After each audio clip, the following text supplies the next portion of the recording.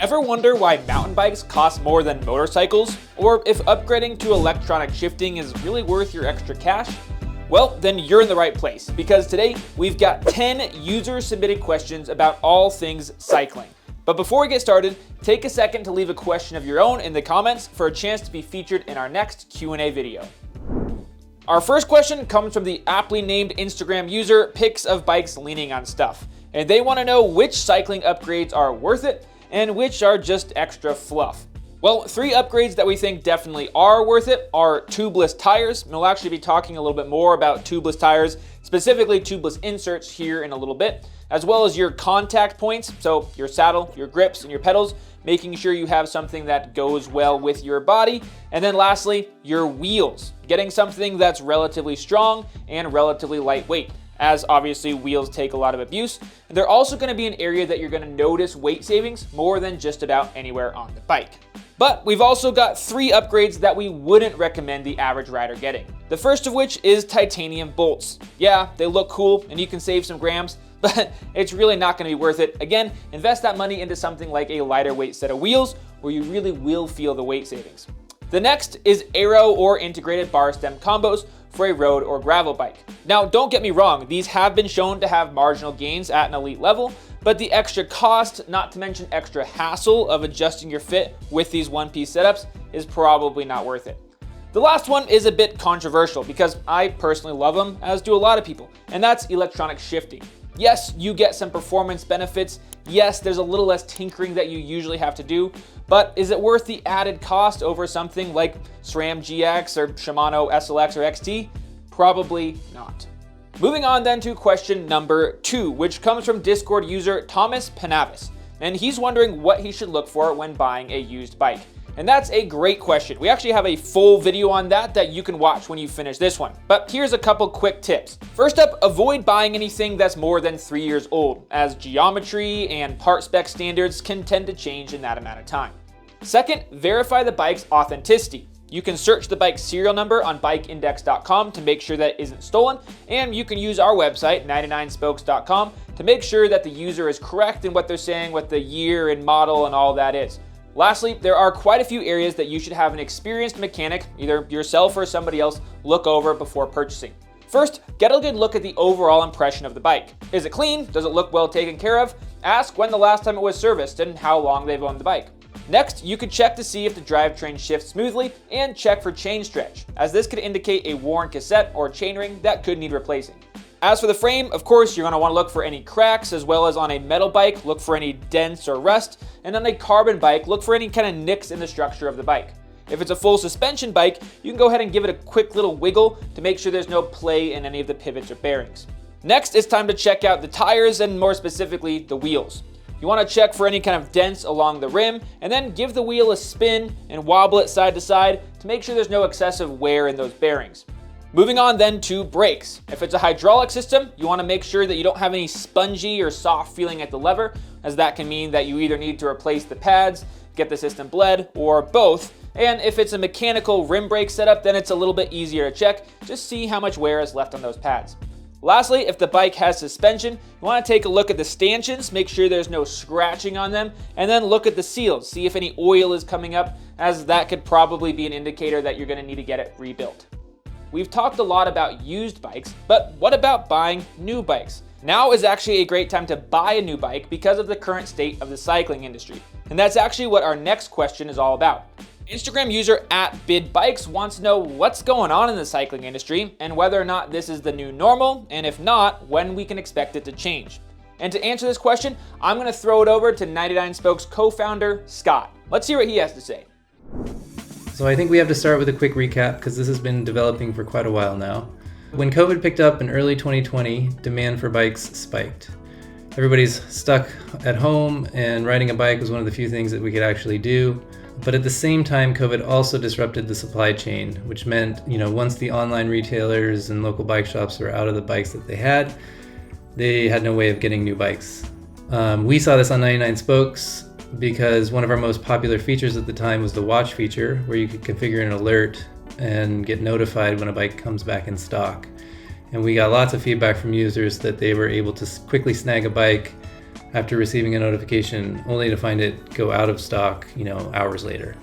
In 2022, we started seeing more inventory back on the market, but unfortunately for the bike market, life was returning back to normal, people were going back to work, and essentially demand softened. So what you had is a lot of bike shops, manufacturers that made big orders, and those orders finally came in, but there's nobody there to buy them. So as a result, what they do is they drop prices. So that's why we started seeing these sale prices that we've really grown accustomed to. Brand new bikes, 35% off. Kona just did a buy one, get one free, which I've never seen before. And in order to get back to normal, what we need is for that glut of inventory to be cleared. The people that we talk to that are closer to this problem expect that it will be into 2025 before that happens. So what that means for you is this a great time to buy a new bike. It might be the perfect time to finally get that e-mountain bike you've been looking at, which I can attest to is a great idea. But one thing to be aware of, if you're expecting to get, subsidize that new purchase with the sale of your current bike, you need to be aware that the, new bike prices are down, used bike prices are depressed even further. So it is a really competitive market out there. There's also some great deals to be had on the used market, so that might be worth checking out as well. I hope all of you have good luck navigating these crazy times, and happy riding. Thank you, Scott. Great to learn more about the buyer's market that's going on right now. And despite all of those low prices, it's still pretty dang expensive to get yourself a new bike. And that's what our next question is all about. And this is kind of contrived by YouTube account Fort9. He's a motorcycle YouTuber who makes some pretty impressive videos, and if you're into that sort of thing, you can check it out. But he recently did a video talking about why bicycles cost nearly as much and sometimes more than motorcycles. And I want to touch on that a bit right now as well. First up, and I think most significantly, it's important to know that we're not comparing things apples to apples. You can go into your local bike shop and pretty much buy the exact same bike that's being raced at a professional level. You cannot do that with, say, a supercross bike or a MotoGP bike that feature highly specialized custom products that are extremely expensive or straight up unavailable to the public. In addition, since weight savings tends to be more important on a bike that you're pedaling yourself up a hill instead of one that relies on a motor, mountain bikes and road bikes are often made with more exotic materials than are found on motorcycles. Next, bicycles are tailor-made for each rider's height, and most models have at least 5 sizes and some upwards of 7 or 8. And that means more R&D as well as more warehouse space to keep all those bikes around. And speaking of R&D, this last reason I want to talk about comes down to the manufacturing process as a whole. Bicycles and bicycle manufacturers rely on third-party part spec manufacturers to build their bikes, as opposed to a motorcycle where they build most of the components right in the same factory. More companies means more profit margins split between more people, and that brings the price up. Now, that's not to say that it's acceptable that you should have to spend the same amount for a bicycle as you do for a motorcycle, but that's sort of the state that we're in. Let me know in the comments if you had $5,000 to spend right now, if it would be on a bicycle or a motorcycle. I'm not sure what I would choose. Our 5th question comes from Instagram user Andrew Smick, and he is wondering what the proper pizza to watts ratio he should be aiming to hit on every bike ride is. And thankfully, there's a simple calculation we can use for this. We know that calories equals watts multiplied by time multiplied by 3.6. And if we assume that there's 300 calories in one piece of pizza and your average wattage is 200 watts, then you can expect to eat one piece of pizza per every 25 minutes of riding. And if your goal is to put down an entire large Domino's pizza, then you'll need to go out on a 4-hour ride. Remember earlier how I said we're going to be talking about tubeless inserts later on? Well, that time is now, because question 6 is, are tubeless tire inserts worth the added weight, cost, and hassle as opposed to not running them at all? And the answer is that it kind of depends. If you're a larger rider, someone who constantly gets pinch flats, or just looking to get a little bit more grip by running lower PSI, then tubeless inserts can be a great idea. But if none of those apply to you, then you probably don't need them. Some bikes that tubeless inserts can be especially helpful on are hardtails and gravel bikes. And if you happen to fit in one of those criteria I listed at the beginning of the video, something else to try is heavier duty sidewalls, something like Maxxis's Double Down or Schwabe's Super Gravity casings. Question number 7 comes from Instagram user Anomic1, I think. And as weird as their handle is, their question is actually great. They're wondering why are there so many subcategories of mountain biking and what the difference is between all of them. And for that, I'm gonna hand it over to our other 99 Spokes co-founder, Brian, to tell you a little more. There's a lot of categories because there's such a broad range of terrain and riding styles. Frame designers have to make decisions and trade-offs based on the type of riding they want a particular bike to excel at. Categories just make it easier to quickly identify the type of riding that a bike is best suited to. The most common mountain bikes are going to be cross-country, trail, and enduro bikes. Cross-country bikes are designed for efficient pedaling and climbing. These are going to be lighter weight bikes, relatively low suspension travel, maybe of around 100 millimeters, and geometry designed for faster and more responsive steering. These are great for speed and distance over relatively easier trails. The trade-off is going to be that smaller suspension and more nimble steering is going to feel pretty sketchy on steeper and technical descents. Trail bikes are going to trade in some of that pedaling efficiency for increased confidence in that steeper and technical terrain. Trail bikes have a little more suspension travel, usually up to around 140 millimeters or so, and geometry that's designed to strike a balance between responsive steering and stability over rough terrain. Enduro bikes, kind of on the other end of the spectrum from cross-country bikes. Enduro bikes are built to confidently navigate steep and technical terrain at speed. They're going to have more suspension, usually around 150 millimeters up to maybe 170 millimeters or so, and geometry that optimizes for super stable handling over rough terrain. These are great bikes for people who live for those fast descents but still have to pedal their bike up the mountain to get there first. So outside of those main categories, things get a little bit more niche. You've got downhill bikes that are even more capable than enduro bikes for difficult descents, but they're heavier, they have a narrower gearing, and they've got a lower seat post that makes them nearly impossible to pedal up a hill. These bikes are really designed for shuttling and for riding bike parks where you can load your bike onto a chairlift rather than have to pedal up the hill. You've got dirt jumpers. These are very simple bikes, almost more similar to BMX bikes than a lot of other mountain bikes. These are designed for jumps and tricks on pump tracks and jump lines. Typically they're single speed, they're going to have smaller wheels, they're light, and they're easy to throw around.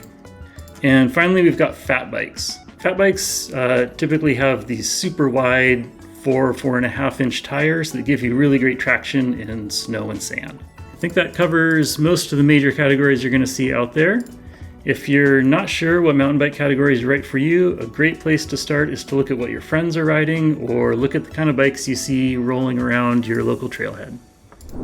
Thank you, Brian, for shedding some light on that admittedly difficult category. And if you have a favorite subcategory of mountain bikes, you can let us know what it is down in the comments. Question number 8 comes from Discord user Killcock Hammer, and they're wondering what the best upgrades are that they can make to their used road bike. And by far the most important thing you can do is just take it into your local bike shop for a tune-up and bike fit. While you're there, you can look into getting fitted for a new saddle. Essentially what they do is measure the distance between your two sit bones and then give you a saddle width based on what that is.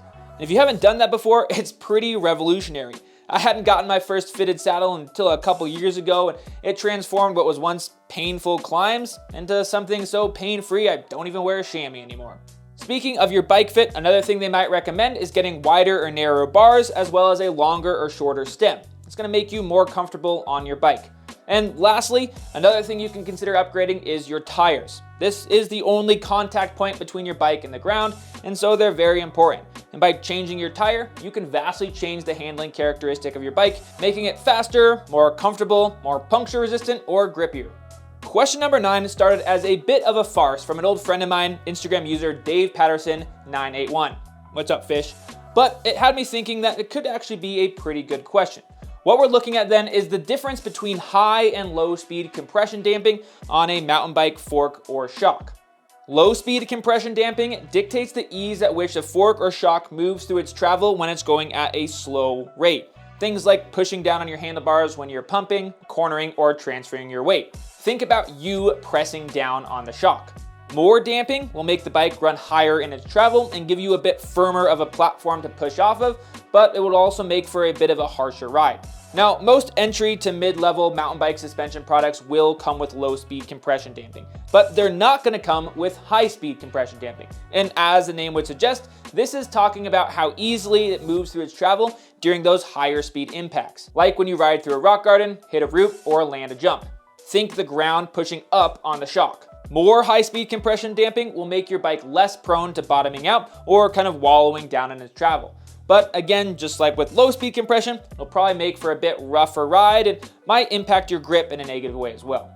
That leaves us with just one more question, which just so happened to be submitted by my beautiful wife on our shared Instagram account at Riding with Josh and Wendy. And she wanted to know what's going on with 99 Spokes in this coming year. Well, first of all, and the thing that I personally am most excited about is that we're going to be doing a lot more physical bike reviews. So if you're not already subscribed to the 99 Spokes YouTube channel, now would be a good time to do that. More specifically, later this month, Scott, Brian, and myself are going to be filming a lightweight EMTB group test. We've got 4 bikes that we're going to be putting head to head and see which one comes out on top. Next up, you can of course expect to see more updates and additions to the tools on our website. And if you haven't seen the new comparison page that we just finished updating a month or 2 ago, you should check that out now. It has a lot of cool features that makes it that much easier to compare all your favorite bikes. Lastly, we're adding new bikes to our website every day. And if you go to 99spokes.com/new releases, you can see what some of these most notable bikes are. Also, if you have any bikes that you would like to see on the website that are not currently there, there's a spot where you can leave a comment and let us know what you would like to see. I, for one, had a ton of fun making this video and reading all of your questions, and I would love to do it again. So if you haven't done so already, go ahead and leave a question for us down in the comments so we can make a Q&A like this again soon. While you're there, if you haven't done so already, please go ahead and like this video, subscribe to the 99 Spokes YouTube channel, and obviously, remember that bikes are for everyone. Have fun out there.